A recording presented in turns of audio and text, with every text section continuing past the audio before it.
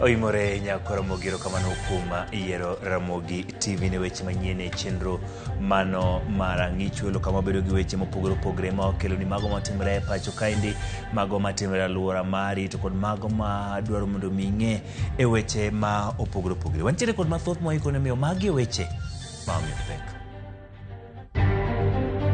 And as a government, we are going to make an arrangement with effect from next week so that we supply through KICD the textbooks which were destroyed.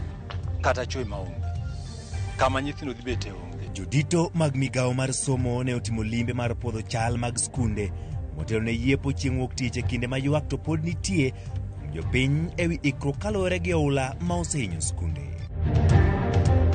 Department of Housing itatoa 300 million ya kuanza kujenga manyumba kwa hiyo shamba. Sasa tuko pamoja na yeye, baba yake, mtoto wao mwingine last born hajapatikana bado.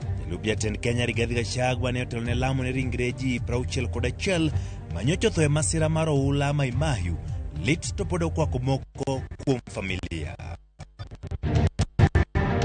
2 people, one male and female. One we purport to be maybe a driver and a female who was a passenger, all adults who had already passed on. Jiang'wen moke familia chielo tho e masira mar apaya motimore daraja matenweke apaya ma Bomet kochomo Olenguruone.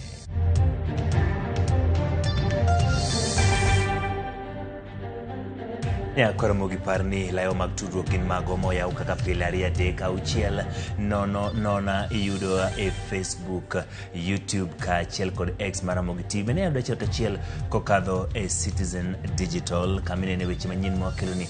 Thulen mari mondo mi wago kodi mbaka penjo mar kauno en ni bende uikori ne duoko nyathi e skul to bende neno ka weche mag soma inyatomono bende migawo mar somo yango nyithindo dok e skul juma manyien bende ikruok neno koseket makare manyalo mi thuolo ma duoko nyithindo e skul. Ka ok mano to nyinga Ochieng Emmanuel jaloko marwa en Elizabeth Otieno bed kode chakruok nyaka giko.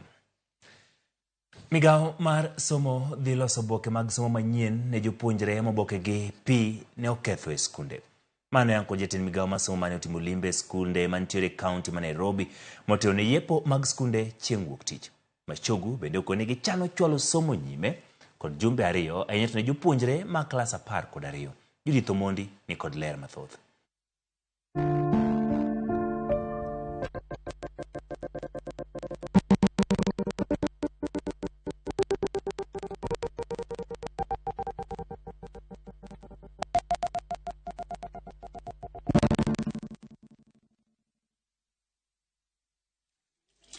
E skund primar ma Mathare North, buge iluoko kendo imoyo e dirot motelo ne yepo mag skunde tarik 13 kaka piny owacho nyolando.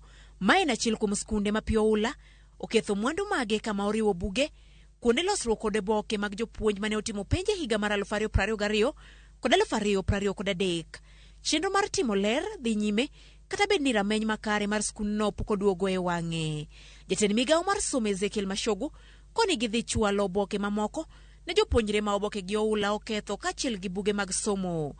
The textbooks that were destroyed are quite a number, affecting almost each and every class.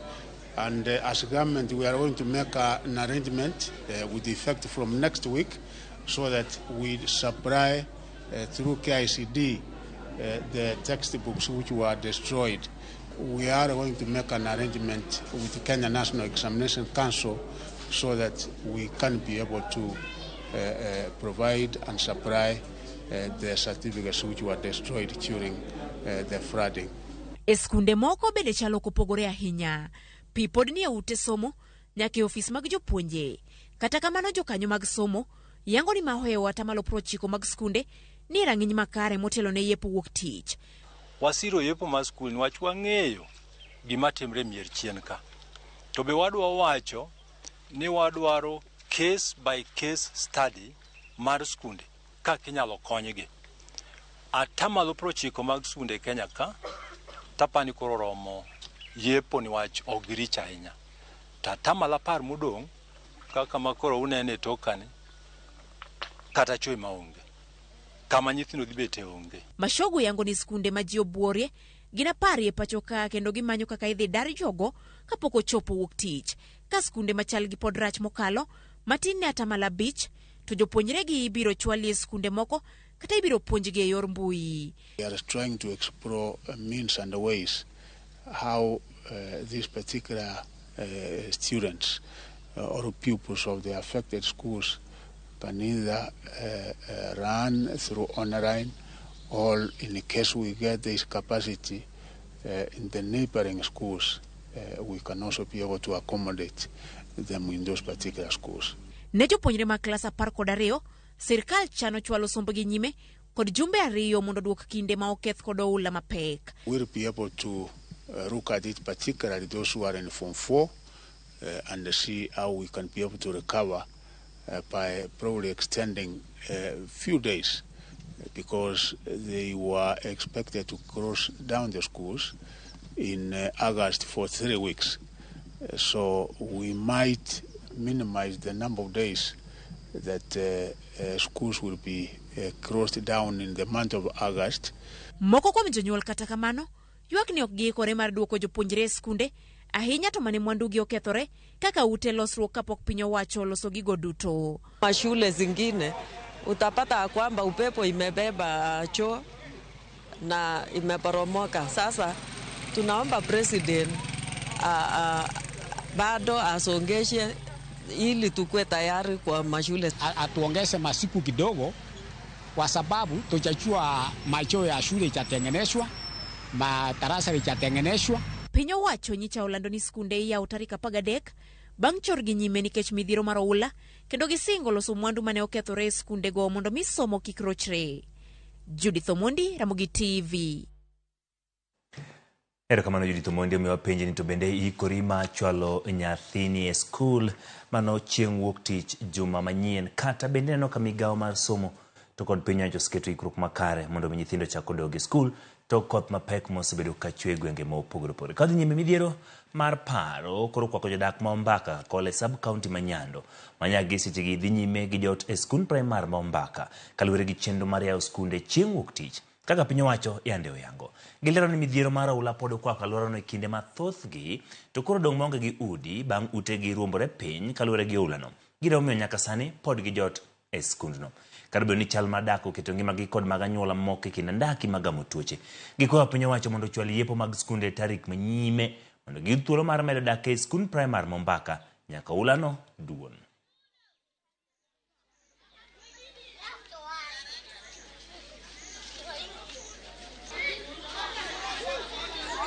Okawinj maber nikech gimomiyo okawinj maber, akia kama bodhie gi nyithindagi ok ang'eyo kama dhie kodgi. Koro nakwayo sirkal ni kuyie wach achiel ni owenwa sikul kata wik achiel kwang'iyo kaka pi dhi.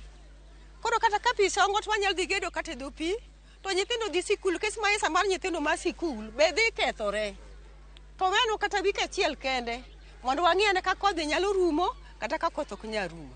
Ka koth ok nyal rumo to ng'i kama nyalo ter to ok ang'e ni nyithindo dhi somo nao kata koterwa kune nyathi dhi akunu ka biro sikul. Onge kamwa dhiye makata ka sani wuok midhi e ute watero ka ute wa gin pi wuok tich to semiwa deadline ni mondo wadar. Koro wan gi chandruok, warito chief assistant chief mondo ginyiswa ni twatimo nang'o. Wadak monywandre, wan joma chuo wanindo yorwa to mondwa nindo yorwa, nyithindwa nindo yorwa. Koro ok wadak maber.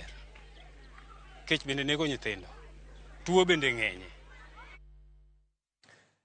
Ka pod ntiere weche motenore kod oula en ni piny owacho keto tenge milion 300 mar gero ute na familia ma Mai Mahiu mane oula ma Koch oweyo kod midhiero. Kinde ma familia mathoth piny odhiero gi ringre ka gigoyo kwano mar iko ringre jogi. Walter Nyambaga ne ochopo e nyasi mar lamo ne ringre ji 61 ma oula mapek ne okawo ngimagi Mai Mahiu.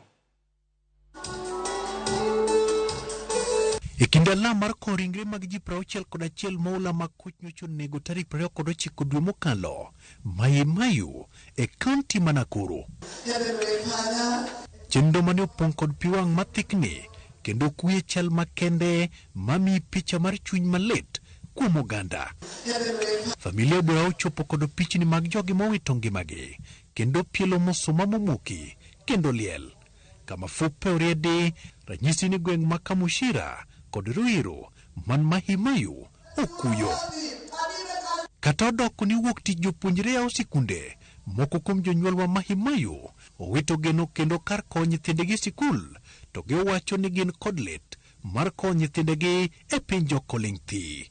Mtoto alikuwa katika shule ya Snyder Victory Academy ambao sasa tumeadhilika ni watoto 6 kwa hiyo shule ambao wamebebwa na maji na hata shule wenyewe haiko in good condition, so tuko stranded hata sisi tutapeleka watoto wagapi. Anyuola machielo to wacho ni piny ochamogi nimar pod imanyo wuoro kod nyathine eka giik nyaka ringre moseyudi. Ni huzuni kwa sababu huyu mtoto wangu alikuwa mtoto mwerevu, anapenda shule, lakini sasa hatuko pamoja na yeye.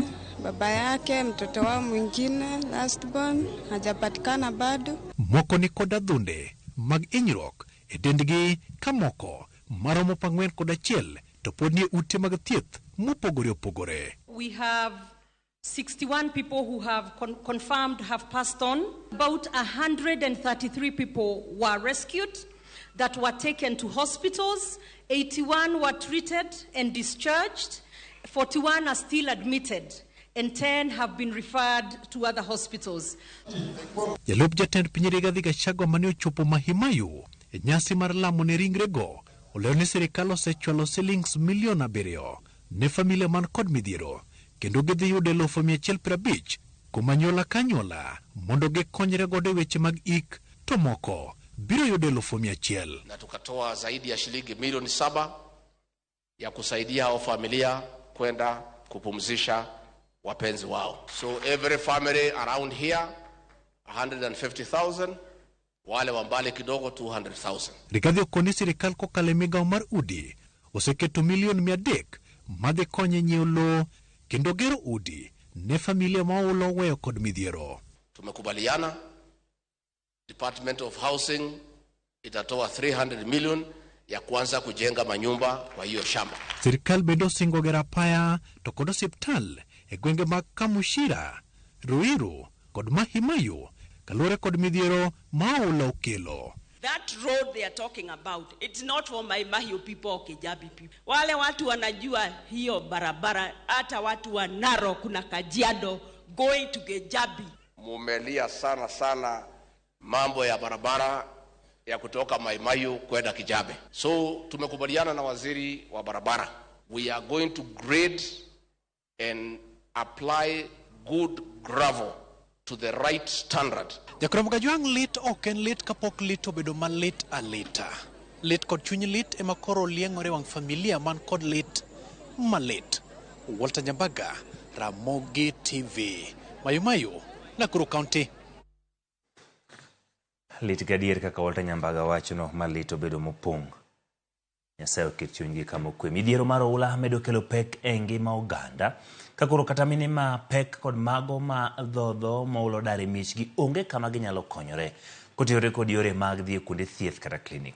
Kaka lipota mar Millicent Adhiambo lerono, kopogore kod tuoche ma pi kelo, suna bende gikoni koro ng'eny kendo kelo negi tuo mar malaria nikech nede mipogogi pod ok oromo. E kinde ni makoth medo chwe ka nam bende ng'ok, oula medo kelo midhiero mathoth mopogore e ngima oganda ma bende osedaro e miechgi. Moko kuom mine mayach kod mago madhodho nyithindo matindo ma pi ne odaro e miechgi yango pek masani oula miyogi kaluwore ni ok ginyal chopo e klinik mar neno laktar kaka owinjore. Elo mine mapek, wawinjo matek, wach klinik pek nekech nyaka osiptende go be ji ojote, ji odake. Koro kata kaka tiang' wadhi e klinik onge. Kaka wajoma nigi mon mayach, kaka dhako wuog e kabonyo ka nyagwal kikelo osiptal. Ma dhako mondo mi ng'i ni to nyathi me obedo nang'o onge. Wan mine madhodho wawinjo matek saidi. Nyithindo suna kayo. Kech be kawa pi bodaro wakata kuma watede be onge. Pinyando mano biro ni omuomo utete. Onge kata kaka ji konyre koro. Giyango ni nede mothiedhi mageng'o suna bende gionge go moromo kuonde mage jote. Gino mamiyo gin kod luoro mar yudo tuoche kaka malaria kopogore kod mago ma pi kelo. Onge kata kaka wakonyre maber nikech wan onego beni wadhi e osiptal then pige be mwayorogi. kelonwa tuoche. Kata kane in e dala to pigni odari e dala nyaka gikwaru gidau nyaka gichuori. Nyathi matin bende in go e dhodho. Sikul mane dhi buoke bende pi opong'. Ng'ama dwa mi kony ka be onge. Kidhi osiptal koni yudo ka dakteche be onge. Kendo weche mag suna be koro ng'eny ere mar kano nikech pi kako biro pok odhi te nitie kuno pi poro gurore udi bomukore. Midhiero ma kama bende ok oweyo oko. Mine mani kod nyithindo modak kod ng'ol, Grace Omogi, yangonwa kako Oula osemiyo kalo e pek gi nyithinde ariyo mong'ol makoro jot godo e skul ma Ombaka nyaka ne pi dare e dalane. Kaka inyalo ting'o nyathino to pek bende pek, to machielo be ok nyal, lwete be ong'ol, kata kako ting' gik moko onge. Jochiw thieth mochung' ne chiwo chanjo ne nyithindo e gwenge bende koro yango ni Oula oserocho chenro makamano kaluwore ni pi miyo ok ginyal chiwo chanjono ne nyithindo kaka dwarore. Sani nyithindo mobiro ok wanyal miyo vaccine nikech ngimagi nitiere kamarach. Koro watimo niya, chuno ni wawuotho kodgi, wamanyo kodgi kuma stima nitiere mondo eka stima mondo oket temperature gi mondo obed maber nikech kwachiwogi kaka gin ni waketo ngima nyithindo kamarach. Magi kwayo magin go ne sirikal kotenore kod midhiero ma Oula miyogi. Nengo bed ni sirikal one kaka konyowa wan kaka mon mapek. Dhako kaka chiemo onge, dhako kaka dhi osiptal onge. Wakwayo sirikal ni ging'iye yo ma ginyalo konyogo mine ma yach bilagi gi nyithindo. Gimoro amora ma ginyalo konyogo be onge. Kata net ma inyalo umo go nyathi kama nyathi onindo net be onge. To ne wayiero nyaka gi gavana ka, wan gi seneta. Pok wawinjo ka gidonjore e weche ma dhi mbele area ma kuonde ma pi okethogo. Wan man go en mana mar chiemo to gi wheelchair ma nyathini nyalo bedo go kaka onyalo bet gi wheelchair. Nikech en ng'ama ninda sama jony to bo ywak moko nyal nindo. Nikech en ng'ama duong' be kosiko ninda nyaka 24 hours ool. Pile pile en adier moseyangore kokalo kuom migawo mar thieth ni koso dhi e klinik mar mine mayach kod nyithindo midhodho kaka laktar ochiko keto ngimagi mang'aw mar gamo tuoche mopogore opogore. Penjo makoro nitie en ni bende sirikal ni kod chenro makare mar neno ni yore thieth mag klinik ne mine mayach kod nyithindo matindo madhodho ok omedo rochore nikech Oula. Millicent Adhiambo, Ramogi TV, Kisumu County.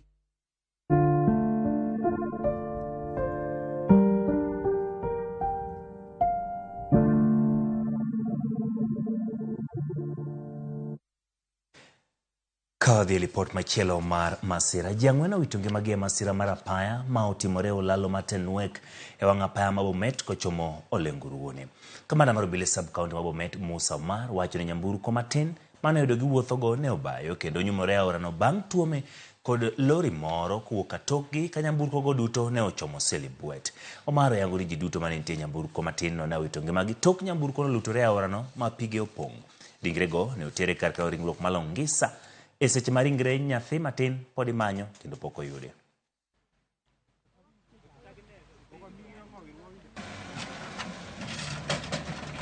The canter lost control either due to a brake failure and it rammed onto the back or the rear of a saloon vehicle, throwing it off the road onto the river. Two people, one male and female. One we purport to be maybe a driver and a female who was a passenger, all adults who had already passed on. We also able to trace another body of a female, but according to preliminary information that we got is that we in the vehicle we also had a minor. Naomba tu ya kwamba watu wetu pia especially my drivers tuwe waangalifu, tuweze kuangalia kwamba tuzingatie sheria zote za barabara.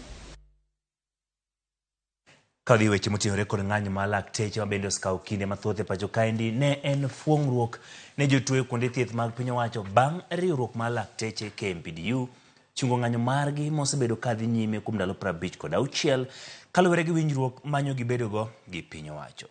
Kata kamano, kuom jopiny to penjo piny owacho gimomiyo chuno mana ni nyaka bag ng'anyo e kinyalo winji ywak jotich ma pacho ka. Lidio Keyo ni kod lerno. Gikone to chenro mag thieth ne oduogo e wang'e osiptende mag piny owacho bang' riwruok mar lakteche ma pacho ka KMPDU chungo ng'anyo margi ma osebedo kadhi mbele kuom ndalo 56 bang' chopo winjruok gi piny owacho. Moko kuom jotuo mano chopo yudo thieth onyiso mor margi kuom rum mar ng'anyono ka giywago pek mar thieth ma osebedo katurogi osiptende mag ji giwegi. Mimi nashukuru mtoto wangu ametibiwa vizuri mpaka dakika na anaendelea vizuri. Mambo madaktari wenye mkubira walivyosusia kwa kazi yao siwezi kueleza zaidi ya hapo, lakini kwa huduma yao nashukuru, walinihudumia vizuri mpaka mtoto wangu uko sawa kuanzia sasa. Hali hakuna shida kule ndani. Mimi tumeona kuna wagonjwa wenzetu ambao wanafanyiwa, hata sasa tumeacha wanafanyiwa exercise ya miguu, homa wanaendelea na matibabu. Yenyewe tunasumbuka. Wakati tunasikia jioni wa madaktari watakuja leo, tunasema wacha tuingie. Lakini sasa wanatumikia.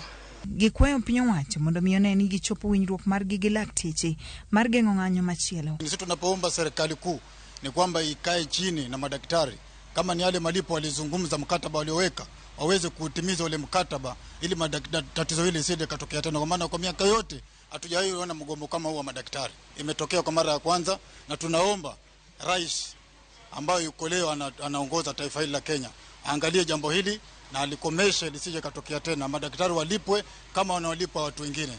Jopiny gwenge mamoko bende ochiwo pachgi kaseyo sirikal kuom rito nyaka ng'anyo timre ka iloyo dwach jotich. Jotuo inyore mang'eny kabisa. Koro akwayo ni sirikal kane ung'eyo ni ubiro winjoru gi daktache, ok nonego we ji tho e piny. Ji otho sana. Jogi ne inyore ahinya koluwore gi tuoche matindo tindo ma oula kelo, machalo kaka kolera, machalo kaka malaria.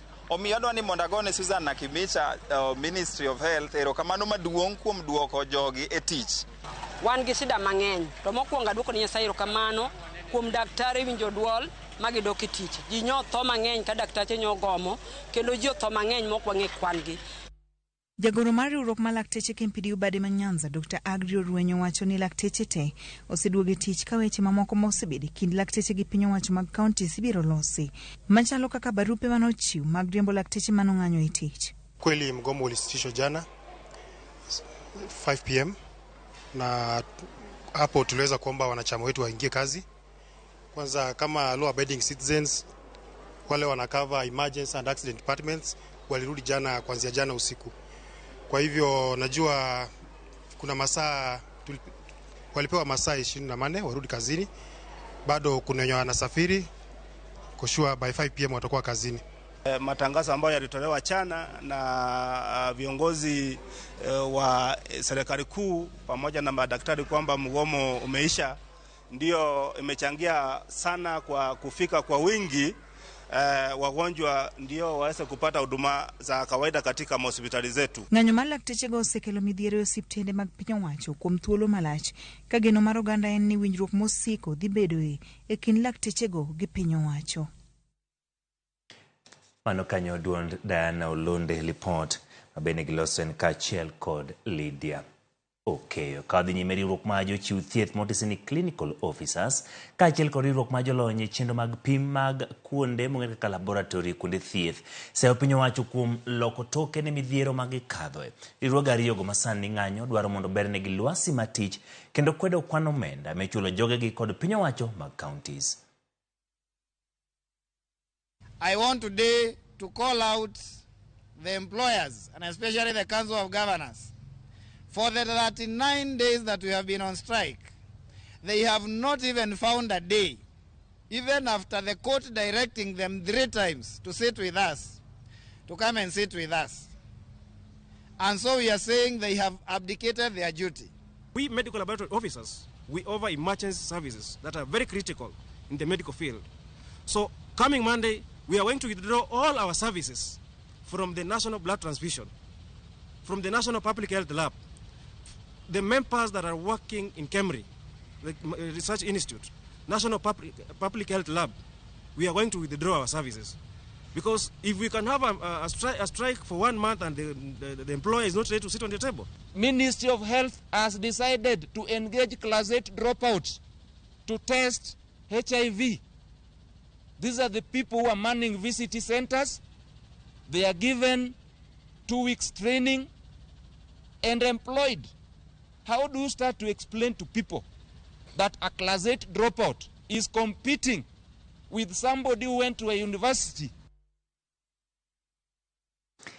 Koro mogi lipot motenore kod jogo maginjo chiw thieth kachiel kod jotim nonro e kuonde mag thieth mopogore wako godo yuo mokwongo kata kamano kapok wakawo yuo na penjo kabende ikori ma chwalo nyithindo e skul mano chieng' wuok tich kokadhe namba mar 2-6-0-0.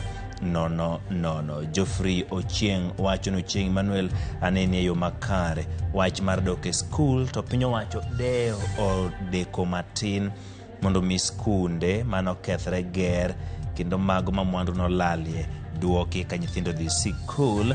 Ramogi TV au skunde tok rach. Serikal onego kony jopiny mane ulorocho dakgi.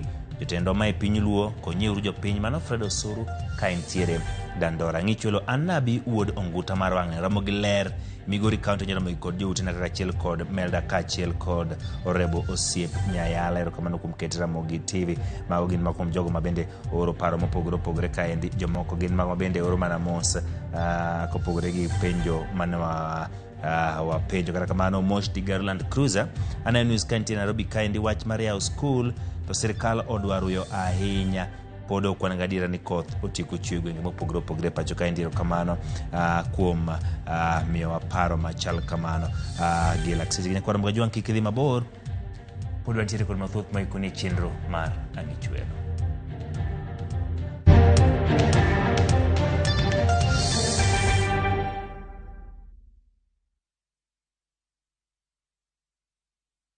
Asewacho ni nyathini toko winja to sani oseguro tiende dalani.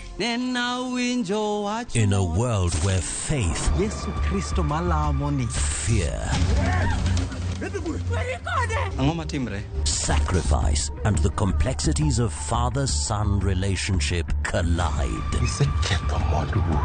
The son must choose his path and his own legacy.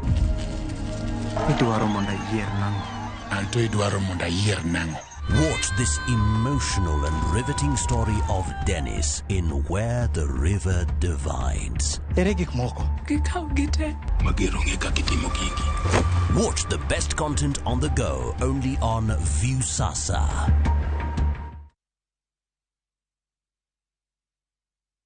Make the most out of the rains by storing water with PowerTank. PowerTanks are crafted from food-grade polyethylene, UV stabilized and double-layered for unparalleled durability. PowerTanks are backed by a 10-year limited warranty with an expected lifespan of over 30 years plus. We offer free nationwide delivery. Buy online or call 0779 000 000 to get your PowerTank. Feel and chill with PowerTank.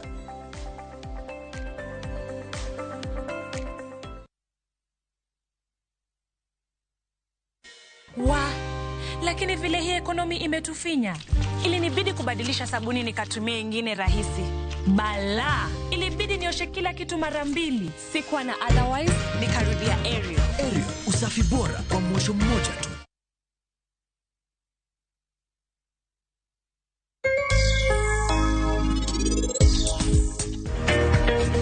Kidwa chako ohala mora chaka. Put yourself out there, put your skills out there. Information ni everywhere, ni YouTube, ni internet. Gini ok dichak dichiel. Ana chake gini adek mokalo. Funny enough, amiyo tich nyaka vijende mana nyiso niya, can I come carry your bag? Ka ibet ni micromanage gimora e club tibro ketho. Ka gin gi issue tinyalo sort issues gi, but also kibed around kodgi most of the time.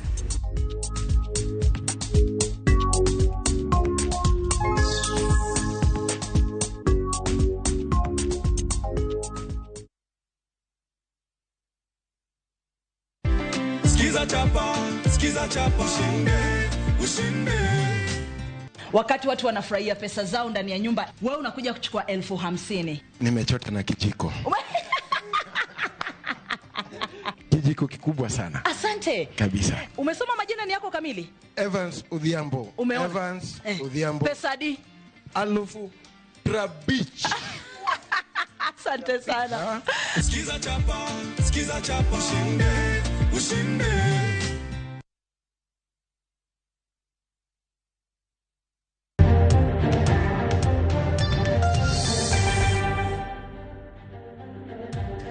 Erokamano kuom medo kete era Mogi TV. Wadhi nyime kod weche manyien e chenro mar ang'ichuelo jatend migawo mar arita Mithika Linturi odiochieng' ma kawuono wuok oko machiwo neno ma korka kore mibadhi mamiene mar mbolea mabandia. Linturi wacho ni en owuon ne onge gi ting' kata tudruok ma achiel kachiel gi chenro mag omenda e migawo mar pur.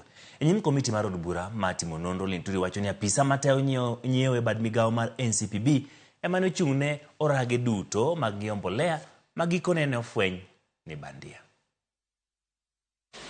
Do your duties as Cabinet Secretary extend to making public procurement approvals? No. As a matter of fact, we sat here yesterday and we kept asking for this approval. Have you been shown any approval that you supposedly made on public procurement? I'm still waiting for one. You're still waiting for one? Yeah, which hasn't come. Please confirm that your duties are described at paragraph 6 of your affidavit. Yes. Do those duties, as outlined there, extend to approving public procurement decisions? Not at all. Kadhi nyime ni jotend arita kwe iseyo kotenore kod tulo mag siasa mosebedo kanenore kaunti ma Migori ka jotelo mopogore opogore kaunti no bende pod dhi nyime kod kwayo kwe. Jafamo marwa Jo Juma ni kod ler mathoth.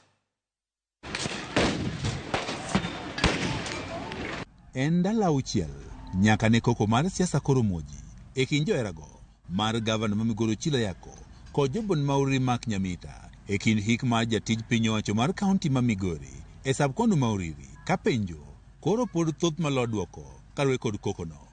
Moko kuom penjo ma pod dwaro duoko en ni ng'ama ne okelo kokone manoweyo ka ji ariyo ne ohinyore to bende obila otim nonro kaka owinjore. And with equal strength, we ask the police to properly investigate the incidents and bring all the culprits to book with speed, irrespective of their status or position. Nondo marwa yango ni onge ng'at moro amora ma osendiko dhoge ka otende kod kokone mane otimore ndalo auchiel mokalo. Mae bende ne oyangi kod kamishona man gwenge mag Nyanza, Flora Mwaroa. So far, none has recorded a statement, but the DCI is in the process of summoning them to record statements, and in the coming week, you will be seeing many of them having recorded statements. Mwaroa karakamani owacho ni nonro koro dhi nyime. We have started investigations, and if there is anybody who is found to have committed any criminal act, whoever that person could be, we are going to take action. Magi bire kindeno ma obile kaunti ma Migori osebedo ka yudo seyo ne gitenore nyakonchiel. The security apparatus in Migori County should not encourage this kind of situation. The way to build a nation is to encourage peaceful coexistence without the police lobbying tear gas and then purporting to investigate what they already are trying to fix. You see, we cannot have blanket condemnation of the police by saying that they are leaning on one side. There must maybe be one or two who are not behaving in the right manner, and the best way to deal with it is to pinpoint the specific officers. Jobura machon ma Migori John Dache Pesa wanjo tundarite kwe onego bed ni osewuoko kendo koro kawo okang' mar chik ne jogo manokelo tulo e kaunti ma Migori. Wadwaro ni ka ng'ato okelo koke liel e public place, security okaw cost mare giwuo kodgi mondo gikwergi, kata ka nitie ng'ama nyalo bedo charged mar kelo koko kamoro amora, mano en chik ma sirkal nyaka tim. Maka po gitimo nyaka sani to wadwa konogi ni mano to nyaka gitim. Pesa bende koro oseyo josiasa ma koro osebedo ka kelo tulo e kaunti ma Migori e kindeno ma one ne koro gitiyo ne jopiny e chwalo dongruok. Ka wadhi e liete to wadwaro ni mondo wakel koko, wadwaro ni mondo wach makosa ma wedewa ma walarogo gik moko kata mabe tiyo kun mopogore opogore nigo. Okadagi ni mondo ng'ato kik point out makosa mar ng'ato. Makosa kineno kuom wadu nitie yore monyalo wacho go makosa go majiye. Achiel kuomgi inyalo luonge for dialogue. Uoyo kode tisiemo ni mistakes. Omiyo dang' ilok ni kar liel. Dwaro ni mondo idhi go e koko kinyiso makosa mar wadu. Tulono mano wuok tarik 3 mar dwe mar 5 mar higani e subkon Mauriri ok en mano mokwongo, ka bende ywak nitiere ni kata moko manotimre kinde mokalo pok otim nondogi e yono mowinjore kendo okang' mar chik koro kawo kod obila. Jo Juma, Ramogi TV, Migori.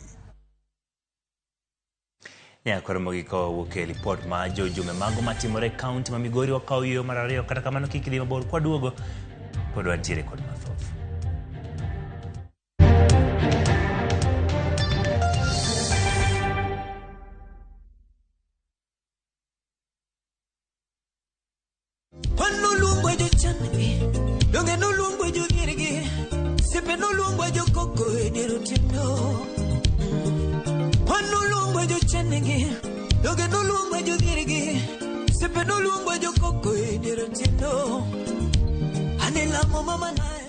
Dial *487*3# to get this song. When your kids learn to be independent, you're giving them a great start. Prestige Margarine. It all starts with a great start. Now comes in the original and vanilla flavor. The recent floods have devastated communities across Kenya. Families have been left homeless and stranded, some forced to seek refuge in public primary schools with no food or shelter. Their lives turned upside down. But there's hope in the strength of numbers. Kenyans of goodwill are coming together to donate and help families affected by the floods rebuild their lives. Every donation, big or small, will make a difference. Let's come together and help a Kenyan rebuild their life. To donate, dial *802#, then select option 2 for the Kenya Flood Funds Drive, then input the amount you wish to donate to assist floods victims or visit saidika.co.ke. Your donation will go towards helping families affected by floods.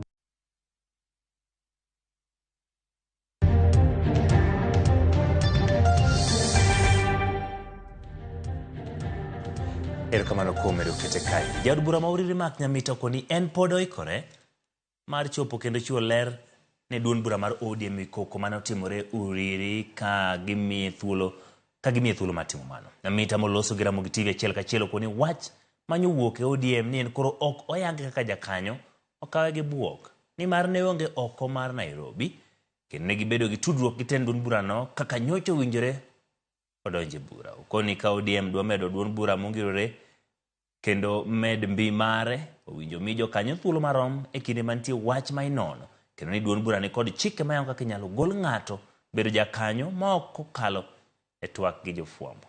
E wi chal lipot bang' koko mane omuoch e liel Mauriri koloni jorit mare osendiko nendgi kendo en bende obiro medo chiwo ler mondo obila odhi nyime kod nono magi mar yanga diera.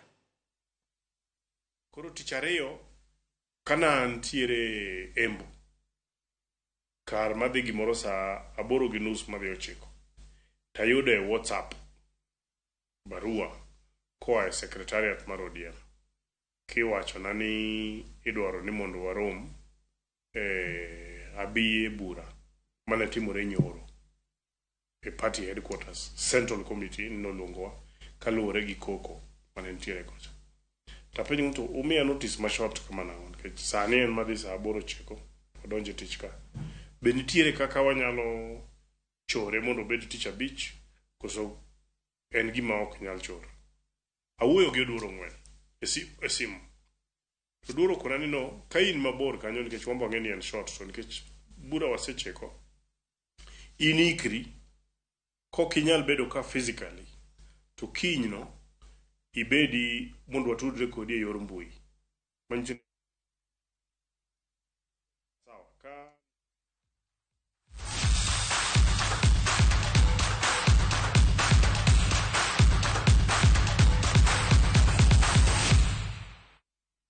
Ekora mogili pot moting'ore kod achiel kachiel ma obedo kod Mark Nyamita Sadek marutino kik bai nikech ne olose mathoth kotiore kod gino matimore kaunti wa Migori. Joelin Jerotich kod Samuel Kipkosgei biro telo ne tim mar Kenya e piem mar luoro gwenge cross country mag piny mangima World School Cross Country mibiro bago ngong Resco Nairobi chieng' Jumapil. The 12th is the main competition day. Actually, the only day for this event. The rest is just to support the whole process. So competition day is on 12th, and that is where we will have all the 21 countries and 160 delegates here. We want to request the public, because it is an open and free entry. We ask the public to come as many as possible.